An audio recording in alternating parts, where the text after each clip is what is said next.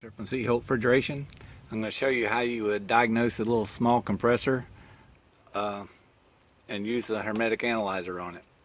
First off, you pull all your start components off the compressor.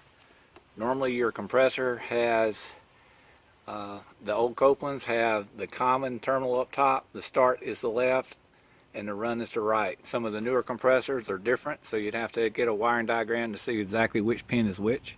But on the Copeland, this is how you'd hook it up. First, before you hook the analyzer up, check with your meter and make sure you have ohms between all your terminals. Alright, so all your terminals have ohms. You then make sure none of the terminals are shorted to ground. And we're good. Because if they're shorted to ground, there's no use checking the compressor. Then you hook up your analyzer. The red wire goes to start terminal, the black wire goes to run, and the white wire goes to common.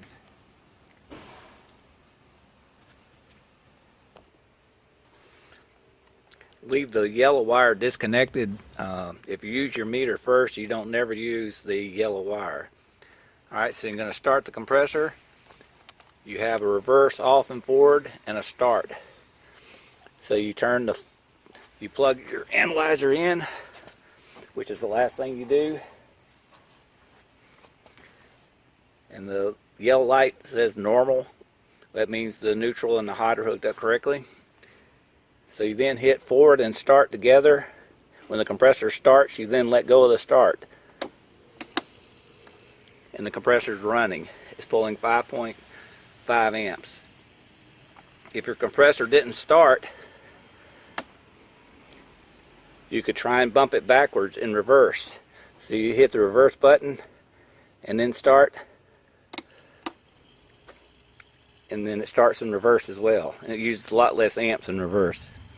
And I've got the amp meter on the common. Always put your amp meter on to make sure what's going on, so you see if you got locked rotor or whatever you have. And there it started. And that compressor's good. And just a couple things on the analyzer itself. I always put a label on everything so I don't have to try and remember what wire goes to what. You can look it up in the instructions, but it's a lot easier if you just put a label on it. Magic marker works great. And when the compressor doesn't start in forward and you try it in reverse, when you hit the reverse button, all of a sudden you hear a loud thunk, that's a broke rod. So that compressor's got a mechanical problem and then it's dead. So you don't have to go any further on it. And before you hook the analyzer up, if you have any shorts to ground or the winding is open, you don't have to put the analyzer on it either. It's a bad compressor. So that's it, and that's how to use the analyzer. They're pretty simple.